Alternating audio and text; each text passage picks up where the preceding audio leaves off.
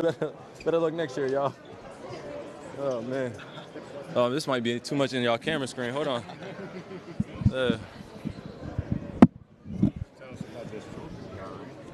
Hey, man, this was earned, not given, man. So what you're looking at is All-Star Game champions, Shaq OGs. Feel like we were representing for all the OGs around the world. They say that you don't get better in your 30s, but I think our generation has proven otherwise. So it's great weekend, great fan engagement, great new format. Applause is all the way around for everybody making this a great weekend. Kyrie, we know that Kobe was a mentor for you. Mm-hmm. Which was the best advice that Kobe gave you to? He gave me a lot of advice, but I think what really stuck with me is just always be yourself and stay curious and just enjoy what you do every single day. And keep God first, keep your family first, and just put your best foot forward every single day. Now, Kyrie, you've teased about playing for Australia in the past. Mm-hmm. Are you going to finally pull the trigger and maybe represent Australia at the next Olympics? Man, we're in the process of that right now, just trying to figure out what's going to be the best route for me to be eligible. There's a lot of paperwork in between that. Obviously USA still has a decision to make. Team USA still has a decision to make. But for me, I'm just trying to do what's best for me. And honestly, if I can be an Aussie at one point in my career, I play for the Australian team, that would be great, man. Well, if they do change the format to a USA versus world, which one would you pick? I would pick the world right now, man, just for competition's sake. But, I'm always going to be with my USA guys, man. We have so much history together. But I'm just grateful that I could be both. You know what I mean? Raised in the U.S., but born in Australia and representing the international players, too. Aussies would love to have you. Thank you, brother. Appreciate you. Free Luigi? Come on, man. Eric Andre, man, you got get boundaries in these questions out here, man. We're in a political friendly space, Eric Andre. Kyrie, the new format getting some mixed reviews. What were your thoughts on it? You said mixed reviews? Yeah, for the new format. What kind of reviews were we getting? A little negative on social media. Some players didn't like it. Yeah, what's not negative on social media, man? Some of the players I've spoken to said that they weren't a fan. Oh, okay. I mean, no, I think, the time in between, it's our ad revenue, though. You know what I'm saying? If you know business behind the scenes, everything matters in terms of that. But, I think the NBA did their best they could, and, still make it competitive. You got to keep everybody on the floor. There was a lot of commercial breaks, a lot of things going on, engaging with the fans, engaging with former players. So you just got to give everybody grace, man, like I've been saying the past few weeks. But I enjoyed myself. It was a quick weekend. We got the W, and we represented for the OGs. Absolutely, man. We did not want to waste time with those young guys, man. You know how special those guys are, and if you start playing around with them, they'll take advantage of you, man. Describe the play when you threw it off the backboard. What you say? Describe the play when you threw it off the backboard and dunked. Man, I still got bounce, man. I told you, I'm getting more athletic in my 30s, man. So in the All-Star game, a few of the players, my predecessors before me, threw it off the glass, so I thought I'd join the ranks with them.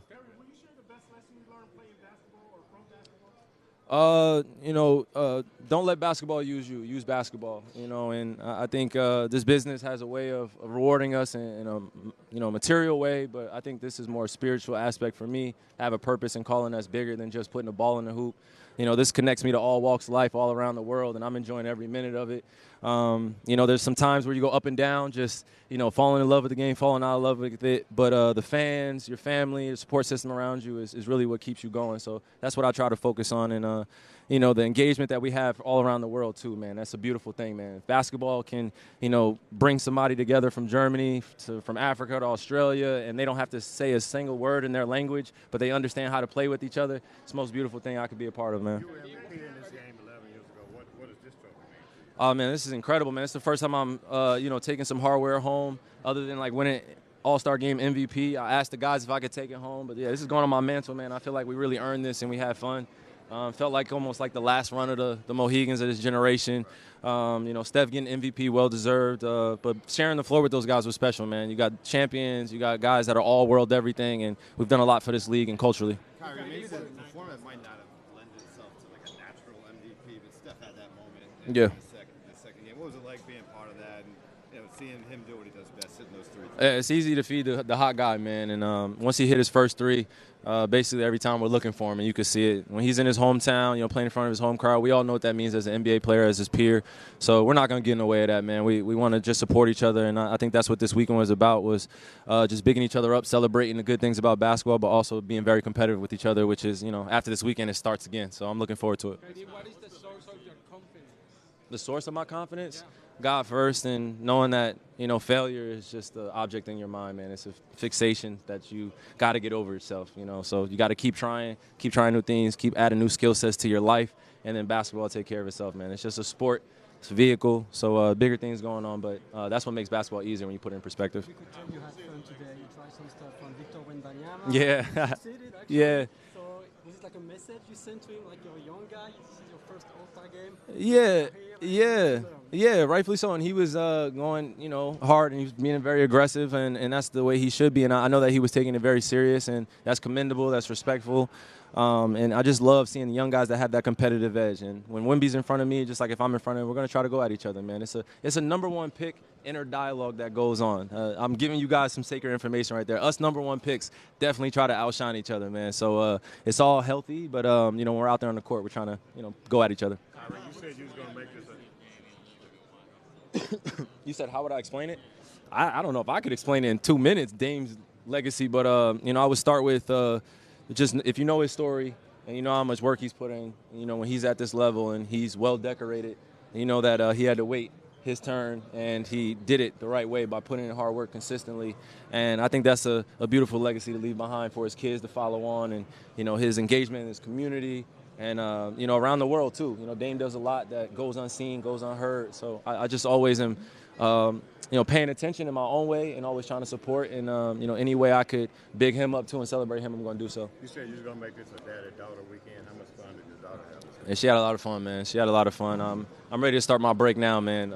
We've had all these obligations and stuff like that. It's been enjoyable, but I'm ready to spend some time with my family and my kids. My favorite role player of all time, or just favorite role player of all time? The dog. JD, appreciate you, baby. Got you. Yep. Hi. Mm-hmm. Oh, man, he's taking names, man, and he's not shy about it at all, and he has that competitive edge that, every night when you're going against Shea, you're going to have to send 2-3 double teams at him, or 2-3 guys at him. He just has been scoring so easily. You see the records he's putting up in terms of 30-point games consistently. We always have tough matchups against OKC. Had a tough series against him, so, seeing him in series is different than probably seeing him in regular season, but when he's in regular season, he's still a killer, man, and in the playoffs.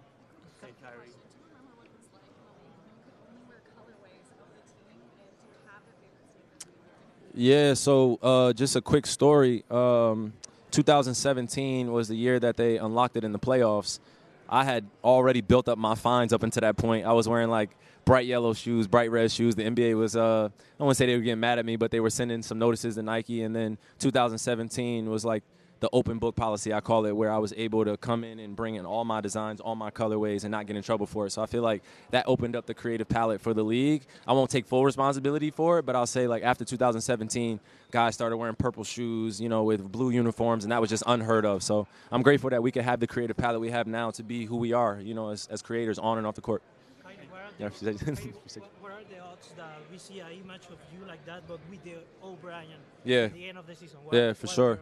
Man, we're going to put our best foot forward, man. We can't make any promises right now. We just got to get healthy, man. So that's where my focus is. And then once we do that and we put one game together at a time, great games consecutively, consistently, then I have a better answer for you. Hey, Kyrie, you guys made the finals last year. Now with AD on the team, what's your ideal matchup in the playoffs? My ideal matchup, man, it doesn't matter, man. Can't really care about that, man. The goal is to make the playoffs first, solidify your spot as one of the best teams in the league, earn your spot, and then worry about who you're matching up with.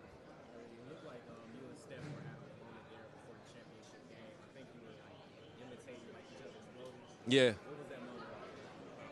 Yeah, just talking about the game at a high level and just some of the improvements he's seen from my game, especially in the low post and that finishing area, and just giving each other some hints and some cues, and how we kind of play at the size we are and really have fun doing it, just being creative out there, So just having that moment was special, man, because we're always competing against each other. So I know it's not usually you see us kind of talking about moves, and I think, you'll probably see more of that in the future. You just never know, man, a collaboration where we can talk about, just things, nuances of our game, even including Dame, just to pass on this knowledge to the next generation because, all of us represent some very unique skill sets. We've redefined the point guard role in this generation in our own way, and we're decorated in our own way, And I think that's what makes it, you know, a very different timeline, or in terms of generation that we're building right now, where we want to include each other. We're going to be competitive, but also we know each other are very special. And when we're guarding each other, we have that mutual respect. You guys are playing a lot of defense out there today, too. What you say? You guys are playing a lot of defense out there today. Yeah, no, I told Kenny Atkinson, man, I was like, yo, just put me on the best player out there, man. Just pick up full court, man. I'm trying to win. I don't know if you guys know the bonus or something like that, but it's a nice little hefty bonus that'll pay for a few things this weekend. So I'm grateful, man. Kyrie, you've been asked a lot about Anta this week. What's it like, just not for you to be, what you're doing with them, to see other guys like Jalen and other guys break away from the big companies and start to create their own lane in that space? It's about time, man. I say that just because, you know, I think some of our predecessors, some of the guys that came before us that had signature series or signature shoes, I think they were following the tradition that was put in front of them, the blueprint of just the contract agreements. But I think now in this timeline, this generation that we're leading, we don't want to fall victim to the same, you know, stipulations and the same things that kind of put you in almost like in a 360 deal where you don't really have creativity, and everything that you create you don't own. You know, you don't want to be at a brand where you don't own anything and you're owned by them. So it's just almost like reverse osmosis, man, all this. You got to take things, go backwards, and find out what worked in the past and what's going to work for the future, and that's now. So me as CCO of the Anta brand, international guy, being able to have these conversations on a deeper level about distribution, signing signature athletes. You know, my dad's a signature athlete. He's the first signature athlete I signed. So we're trying to create history in a different way and also protect our brands, man. I'm trying to own my logo, man. I'm not trying to go in there and have somebody own my logo, and then by the time I retire, my kids don't even know, you know, they can't even get it. They can't even make money off it. So I've seen too many stories of people letting brands just take advantage of them, and this sneaker industry was the first place to start for me to really shake some shit up. Excuse my language.